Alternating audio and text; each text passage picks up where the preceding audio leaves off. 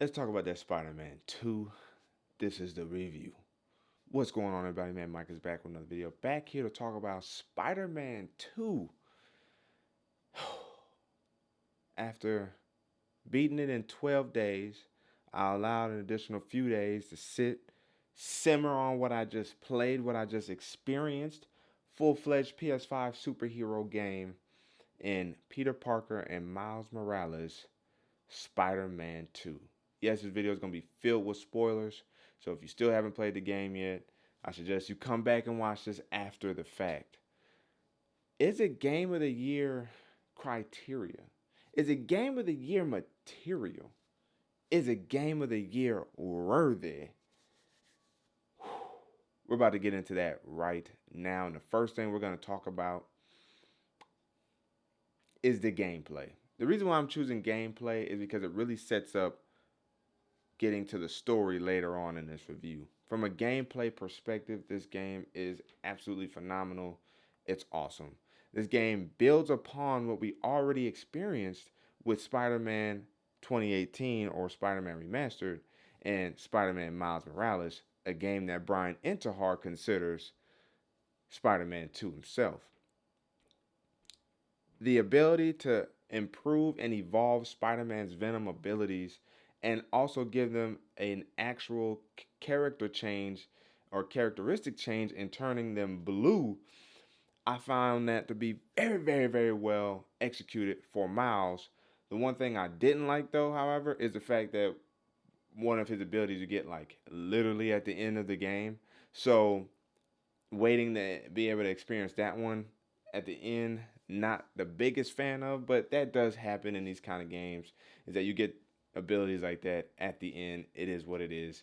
And you could argue to some degree Spider-Man also gets a full-fledged range of abilities at the end of the game that he more or less keeps that he ended up getting midway through the game.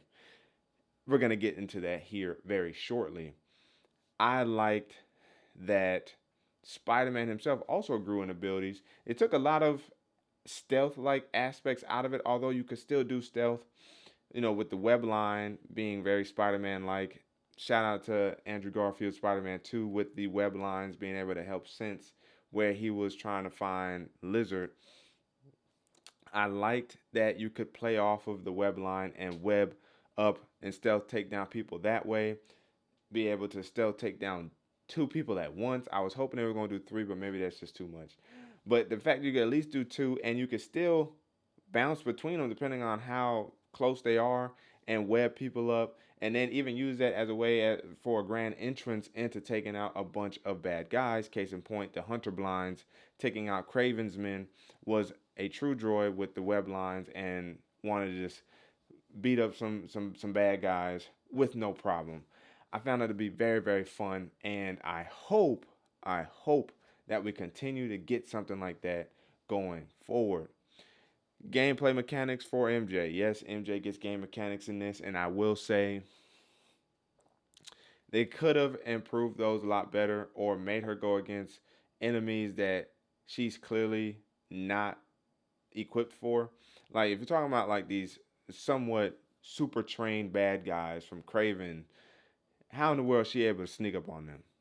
Like, you know what I'm saying? If she's sneaking up on police officers that don't like Spider-Man or bad cops, that's one thing. But not trained men under Craven. It's just unrealistic. So from that perspective, it was hard to believe from that in that way. And playing as MJ didn't have to be bad. It's just how they executed from that perspective, and I think they could have handled it a whole lot better for MJ. Playing as Venom, Venomized Spider-Man, that is a joy. Being able to get a whole nother wheel of abilities and for them to actually do damage. You got to feel the impact more with Spider-Man and Venomized Spider-Man and Miles Morales. The combat was much more punchy, no pun intended. And hey, that could be due to the power of the PS5. Again, something that we got to experience throughout this game. The haptics, the SSDs. We'll get into that later. Oh man, they did their thing when it comes to combat and gameplay for Venomized Spider-Man, and the suit itself was also fire because it was alive. And again, we'll get into that later, but this, just in terms of this suit alone, it was living, it was moving, it was very fluid on him. It was not a standstill suit like a lot of the other suits. It had movement to it, and I found that to be very, very cool, very, very, very different, a different approach to an outfit or a suit that is going constantly. So amazing, amazing job, Insomniac, in terms of designing the gameplay and keeping the suits in mind for that. Case in point, of course, if you have a Venomized suit on, or the Venom suit, you get those additional fighting mechanics. But if you put the superior Spider-Man suit on, his spider arms actually match the suit that you're wearing. So his arms usually come out and they're like typical, the same colors. But if you put the superior suit on, that pack that he has on the back is actually for the spider arms, and they change color based on the suit that you're wearing for Superior Spider-Man. So again, attention to detail with the suits and combat, and I found that to be ultra ultra amazing. Playing as Venom. Oh, playing as Venom was absolutely stunning and a surprise. I was waiting for like a major cutscene, like, oh, we about to see Venom's wrath. And then they said, press square to attack. It was like, oh, wait. We get to play as Venom? You let us play as Venom? Need I say anymore? Playing as Venom was absolutely fire. And he felt like the Hulk at the same time, because there were scenes where he's running through hallways and just it felt like Avengers 2012, Hulk running through the Quinjet. Oh man, or the helicarrier. Oh, it was so amazing. And Venom's impact was no joke. He was not playing any games. When he brute forced up and you got to play as Venom and you hear Tony Todd kick in, woo! What an experience that was. And it wasn't just like a short, like little experience. You got to play as Venom, and then you got to fight a boss as Venom, and that boss was none other than Craven, which is kind of crazy because Insomniac's approach to Venom and Craven was actually make them legitimate foes, and that requires Spider-Man to not be able to rely on being Spider-Man, so to speak, because they took away Venom's fire weakness, which arguably is probably a good idea, and then Craven was absolutely ridiculously monstrous, and it took a monster to take him down in Venom, and that fight was amazing. And ah, we just got to play as Venom. Like, you didn't think you were gonna play as Venom. You knew he was in the game. You're gonna fight against him. You're gonna see him rampage, but you was not expecting to fight as Venom, and that's the ultimate fan service for a Spider-Man game. But then you turn on the flip side, and as you advance the story, you get the anti-Venom suit, and Spider-Man's back with Venom powers again with a ever so slight different twist on them, along with the spider gadgets being able to use sonic bursts to disrupt the symbiotes and the little symbiote. I forgot what they call them, but the little maybe they're called symbiotes, but the symbiotes, like all the little minions with the null essentially logo on them. The suit was fire. The inverse of the suit being white and black as opposed to black and white, just ultra fire. Like just the attention to detail, the attention to fan service, and not downgrading, so to speak, Spider-Man to have to like giving us still abilities that will help us feel like we can do something against Venom, because that fight in itself was also a monster, and the way that fight continued to evolve showed the seriousness of the symbiotes in this Spider-Verse. It showed the seriousness of Venom's monstrous ways. I'm trying to figure out another word, but he was truly a terror in this game, to the point that at the end of the fight, or towards the end of that fight, Venom grew wings and started flying around, which was absolutely insane. What an amazing experience the entirety of the Venom saga that we got in this game was. Just absolutely fire, absolutely amazing. I even liked, jumping away from gameplay now, because I mean I could keep going on and on about the gameplay. Playing as like the side mission with Haley, I like that. I think it was a little long winded. I think they probably could have cut it short, but I think that was a good idea to also put her into the universe, because clearly she's going to be the next non-hero playable character going forward, since we had MJ twice and now we're gonna have Haley and maybe possibly even Genki in the next Spider-Man game. So I don't want to say unfortunately, but be on the lookout. Hopefully, they just execute better on those playable moments with the non-superheroes. What's the next thing that I want to talk about? The suits. It was so hard to want to stick with one suit because I have like maybe a top five for each Miles and Spider Man. I think for Spider Man, if you change, nah, I mean the advanced suit is good. The advanced suit 2.0 is good, but I like the new red and blue, the one that Tom Holland wore at the end of No Way Home. That suit is in this game. That's a suit I really like rocking with Peter. I like the anti Venom suit, but I'm kind of staying away from the Venom suits. Ultimately, as my top five, but I do like the anti Venom suit. If I had to go top five, the Scarlet 3 Spider suit, absolute fire. The Arachnite is ultra fire for Spider Man. I like that they put the Noir Spider Man in here, so that's a notable mention. The Nick Cage Spider Man suit, that's a notable mention. The Superior Spider Man suit, I'll put in there as a top five, and I want to say, I wish they kept the Velocity suit from Spider-Man 2018 because that was actually one of my favorite suits from him. But if I had to pick a fifth suit, it might have to be not Toby, Andrew Garfield's Amazing Spider-Man 2 and or Amazing Spider-Man suit. Those are, I mean, you know what I'm saying? I just had to. Now, if I want to take the movie suits out, meaning I'm removing the new red and blue, and I'm removing uh, the Andrew Garfield suits, then I would have to go with he had an Arancha suit, an Arancha suit that you would get on pre-order. I would consider that in the top five, and then his tactical suit might slip into the top five. I'm just going off memory right now in terms of the suits he had that I liked rocking, but those is ones I would definitely choose for Spider-Man that I could think of right now for Peter Parker. For Miles, it would be the jumpsuit, right, or the tracksuit, and changing the tracksuit to black and white or keeping it white, it's fine too. But the colorways for Miles was just absolutely ridiculous. But if I had to choose, I also liked his oh, okay. So yes, I'm gonna go with that one. I'm gonna go with the suit he made at the end with the Adidas.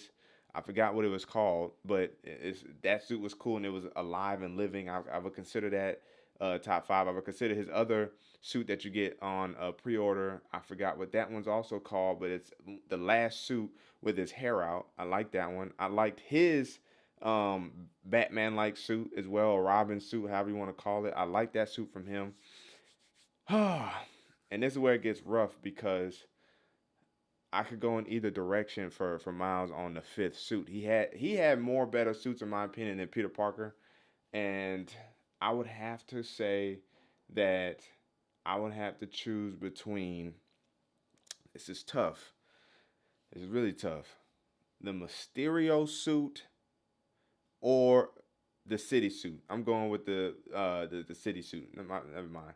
I think or my family business suit. My bad. The family business suit is top five. I like that suit as well because it was original. It was different. I like that. Miles' suits fire. He had a lot living suits as I'll call them, and Peter had a few living suits, but really his living suits was venom based more so than anything. Where Miles had electricity based suits that were alive, or the Mysterio suit, which was alive, which was absolutely fire, absolutely stunning. Of course, the Prowler suit is fire as well. But I mean, they did that thing with Miles and the suits.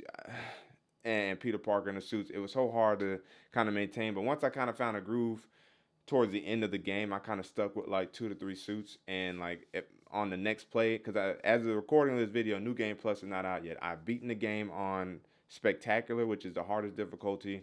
I hear Ultimate is also fun, and I hear supposedly like some of Peter's banter changes. We'll see, but on Ultimate on New Game Plus is something that I'm looking forward to do, and I'm gonna mainline the story on that one. But I know I'm gonna stick with a few suits between both Miles and Peter. So that's it for the suits. The next thing I would like to talk about is the general aesthetic of the game, the graphics, the how it utilized the PS5 to its full. The SSDs are no joke. This game literally has no load times, no wait times. You are in the game there. What I did and how I played the game was I did side missions to complement the story, so that way I could continue to keep them leveled up, to get the gadgets, to get the suit tech. Which again, although I didn't mention in combat, this is where it comes in terms of the general aesthetic of the game. I did that type of stuff so that way when I did finally attack the story, it felt like time had passed as Peter was doing things, Miles was doing things. Specifically, when Peter got the Venom suit, it made him feel like he was Venom longer. So that way, when the story beats hit, showing that he was getting more aggressive. For me, mentally, I was able to more easily process his transition, his evolution of attachment to the Venom symbiote, thus becoming addicted to that adrenaline rush, that power that he was receiving from Venom corrupting his mind and body. So that's how I played it, and as I did that, you feel it, the banter, the talk, the speaking points Peter has as he's traversing the city, which again, uber fire. I do wish that we could have kept abilities that we had from the previous game, because they threw enough new ones in there where like that could have just been the skill tree. Maybe we could have got more skills a lot sooner and just been like this ultimate Spider-Man, so to speak, and just kind of been able to play the game from that perspective and just unlock the suits, maybe the suit tech and the gadgets, the new stuff. Give us the old stuff. They have swinging capabilities where he can, like, you already can slingshot around buildings, but they have like a more aggressive skill to be able to slingshot around buildings, and he slingshots way harder. And he slingshots even harder if you turn off or turn down the swinging assistance, which makes you be more Spider-Man and having to control his swinging motion, his swinging direction. And when you do his little whoop-de-whoop, where if you dive towards the ground and then hold R2 to swing, or right trigger to swing, and you hold it, he'll loop the loop around to gain momentum and speed. And when you let go, he goes flying off. Amazing. No stutter, no jiggle jaggle, no lag. And with the web wings to assist with that, absolutely fire. And one of the trophies you had to get was literally use only the web wings and fly from like the top of the map to the bottom of the map. And if you do it correctly, you can find the certain wind tunnels to pick up on that will take you basically across the way. It's not a straight linear shot across the way. You kind of have to go through the city, this and the third, hit things. And once you do it, it's absolutely stunning. It's amazing. You're going to really feel like you are Batman flying, gliding through the air, and the SSDs was handling all that with no problems. Case in point, there was something I wanted to mention about that. Oh my goodness, I'm blanking. I'm gonna be mad if I miss it. Oh, oh, I played the game on fidelity mode, my first run. I did not play on performance. I turned chromatic aberration off. I turned motion blur off so that way I can get the feel real vibes with 30 frames per second, 4K. And at first, my PS5 was not really wanting to handle the 30 frames per second with the full ray tracing and all that, all the goodness, all the fidelity goodness, the clarity goodness. But once it picked, I forgot I was playing because it was still smooth. Like, fidelity mode is still smooth. It's still nice. It's way better than 24 frames per second in my opinion. That's why I shoot my videos in 30 frames per second. Way better. I absolutely loved it. And my next playthrough, I'm playing on performance mode, turning my motion blur back on. Probably may even turn chromatic aberration back on, to tell you the truth, and play it in that way, because you still get, I think, 4K 60, but a lot of the fidelity stuff is turned down, which is fine, but it's ultra more smooth. And that's something that also makes the game feel that much more faster, is because 60 frames per second is way more consistent this time around. And I mean, what can I say? I mean, the how beautiful and vast the world was, how they worked in different dialogue between Miles and Peter for the side missions, branching off into semi-story stuff now. The side missions were so um they were good and bad. I'll say that. Like, I like some of the story, the side missions. Other ones I didn't like so much. It's probably obvious as to why. Just some of the stuff that was interjected, of course, not necessarily personally my taste, but I did want my trophy, so I'm not complaining from that perspective. But I wish they weren't tied to a trophy, so I didn't have to do it. I think that's one of the things. Given the option to do it and not affect or penalizing my trophy status is something I think I would have wanted or preferred. But overall, I feel the game was very, very good. The side mission stuff was fantastic. Howard almost brought me to tears. The grandpa being lost or just thinking about his wife, with the granddaughter looking for him or daughter looking for him. Fantastic, almost brought me to tears, and that's where you see dialogue differences between Miles and Peter, depending on who you do the side missions with. So this time around, the second go around, when I do Howard and when I do Grandpa, I'll probably switch between the heroes to get that additional dialogue, and just phenomenal from that perspective. And that's why, again, I mentioned earlier the Haley stuff was cool. I really like that. And then the side missions that were story impacted, like, what's his name, Clint Marco, uh, the Sandman. First of all, opening up the game with a big bang, but his side mission stuff, helping him piece together his memories to give to his daughter, essentially letting her know like this, he wasn't really even trying to do all this type of stuff. He was just threatened and trying to kind of preserve his life. What a touching, inspirational story about a father trying to stay and be a good dad. Amazing from that perspective. And then you got the Flame side mission, which was absolutely insane. And you didn't really catch on to it at first. I thought it did have something to do with the symbiotes and them worshiping, the symbiote verse essentially. And I was thinking, and maybe who knows in the future it could be the case. No, potentially already here. But the ending of it, and especially as the story progressed and what we did get, the the oh my goodness, like the audacity of Insomniac to to not even just reference, outright tell us, visualize for us that Carnage is in this world. This may in fact be Cletus Cassidy, who was the leader of the Flame group, burning things around, burning people up, and branding people. He had red hair, he was crazy. And they mentioned Cletus Cassidy amongst like two other people who don't exist in like the Spider Verse world. So it, of course, it's like, yeah, we know it's got to be Cletus Cassidy, and he had the symbiote in his hand and said, basically, let there be carnage. And then the symbiote turned red and he flew off. So he may be DLC or part of the next installment. Either one I'm ready for. Absolutely amazing. The references in Spider-Man 2018 and this game for Matt Murdock and Daredevil, although not a side mission, that's still stuff that could come in DLC or another installment or another game in general. Linked in this Spider Verse, this Insomniac Games, Marvel Games universe, or Marvel Insomniac Games universe, however you want to say it. Like, we could legitimately get that. Josie's bar is open now, which means we could get the Defenders in this game because of Jessica Jones and Luke Cage. Rand Industries or whatever is in this, meaning Iron Fist could pop up as well. Fantastic Four has a helipad. The Avengers Tower is still here. Like, Insomniac, as long as they continue to hit on all cylinders, could be entrusted with the keys to build out a new Marvel universe that we would actually appreciate and enjoy. The MGU, the Marvel Games universe, headed by Insomniac. Whoa, that's a mouthful. Back to the side missions. Miles had a good side mission with the music museum, full of Black history and how they've affected culture and the world of music in different mediums. Again, absolutely amazing.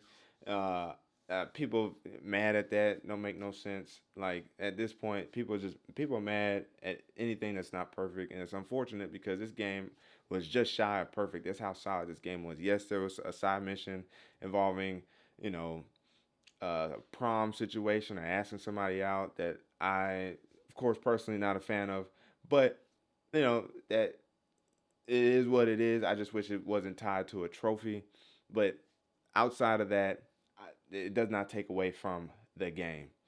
MJ, to nail the general aesthetic side. Well, she wasn't necessarily a side mission, but just to nail the coffin on this subject. I thought MJ looked fine. She looked just fine. She had longer hair. She looked a little bit more mature. It had been 2 years. I think she looked better than 2018's MJ. I do agree that they have dumbed down the looks based off what we've seen in the comics for what MJ should look like. I do agree there, but she was not like ugly or nothing like that. I thought she was fine. Like she was, an attractive video game woman, if you will. So I ain't had no problems with MJ from that perspective. It was so good. And then now getting to the story of the game. Oh my goodness. The story was absolutely phenomenal. 10 out of 10 on the story. I enjoyed the pacing of the story. But this is where the pacing we'll see on my second run, because if I just run straight through it, will I have these same thoughts? Because I did a lot of side stuff to fill in time before I continued the story. I felt like Peter lived longer and performed more venom based activity.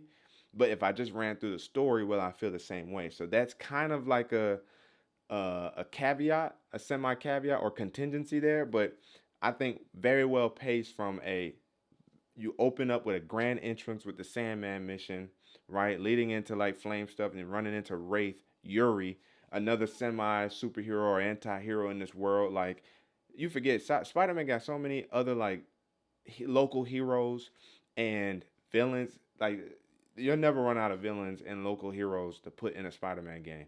But Yuri's on a mission to stop the flames, so you deal with her and that's where you come across Cletus Cassidy towards the end. But it is at first kind of worked into the story.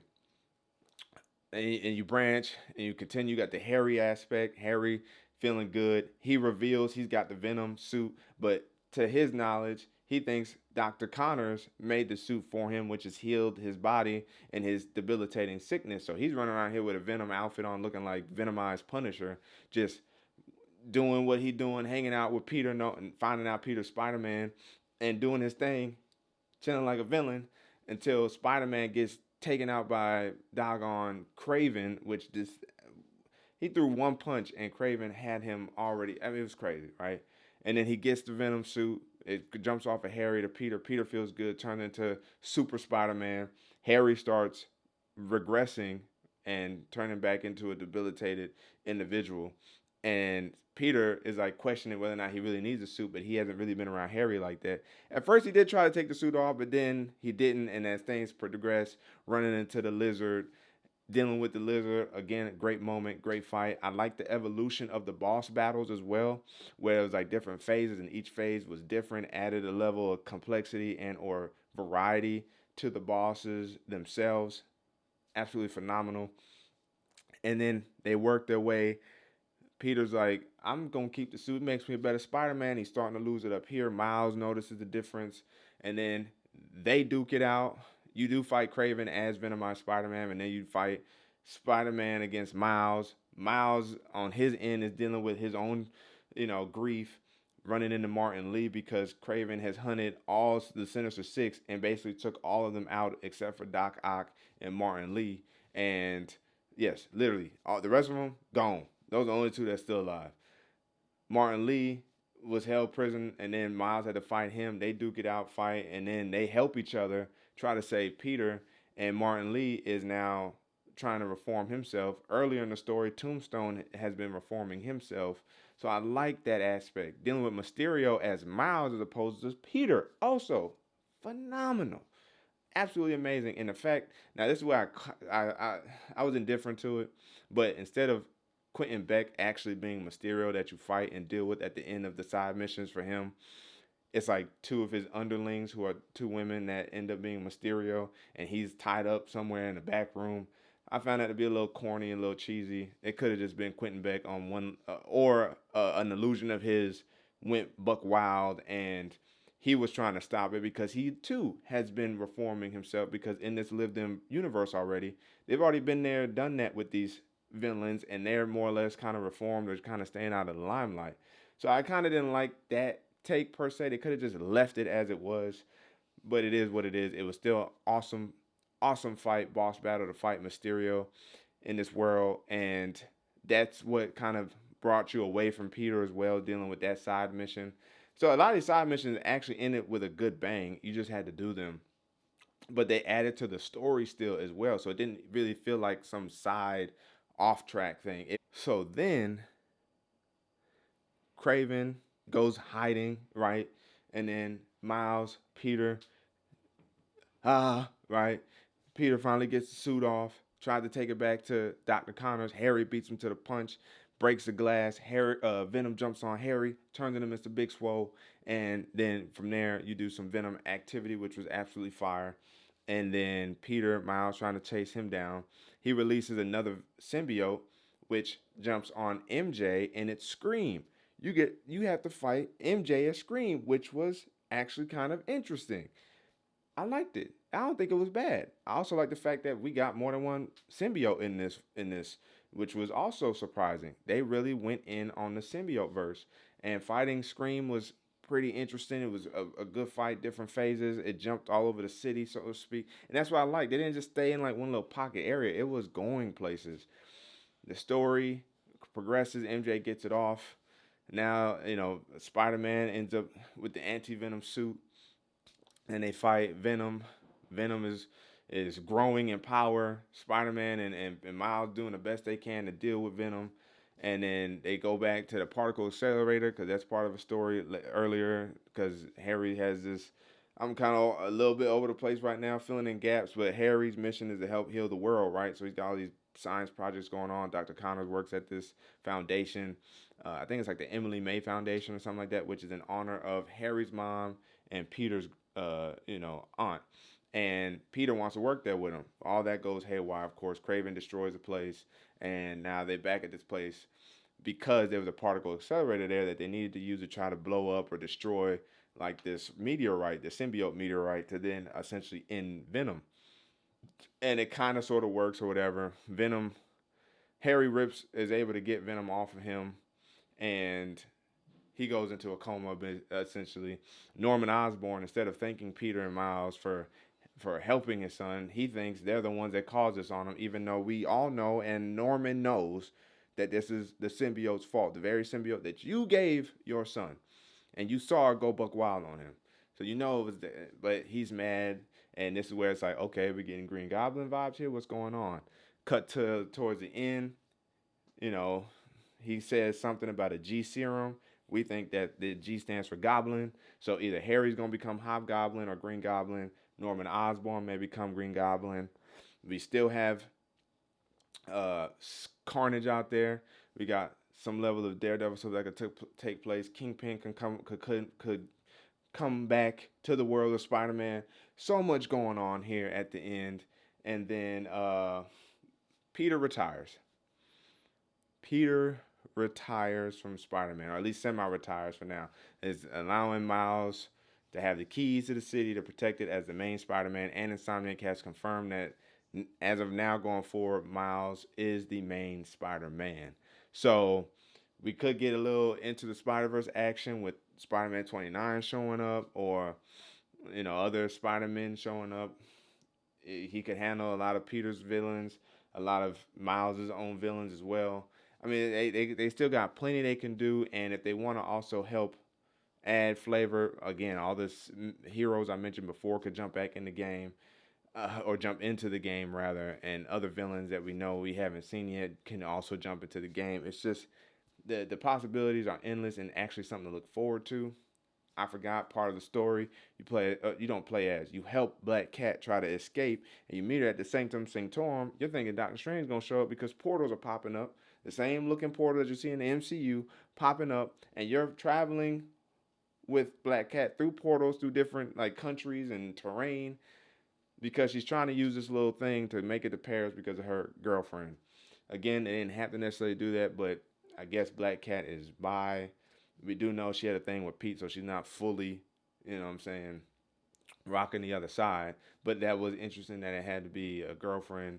So again, it's these little things that they didn't have to necessarily put in the game and change that hero up or that anti-hero, that person. They could have just put something else in there completely, which they kind of did via a side mission.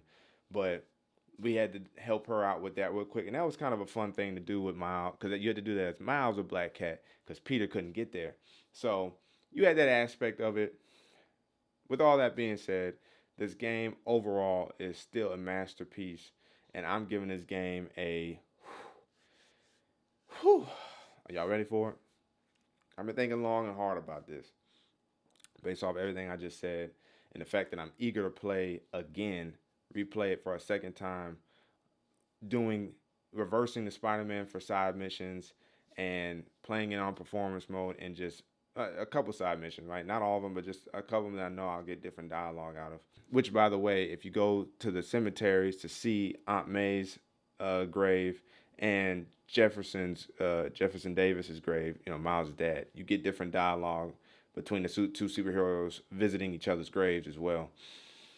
With all that being said, the variety that we got to see and the things we can look forward to, and you're actually looking forward to it because they executed well in this game, I'm giving Spider-Man 2 a 9.5 out of 10.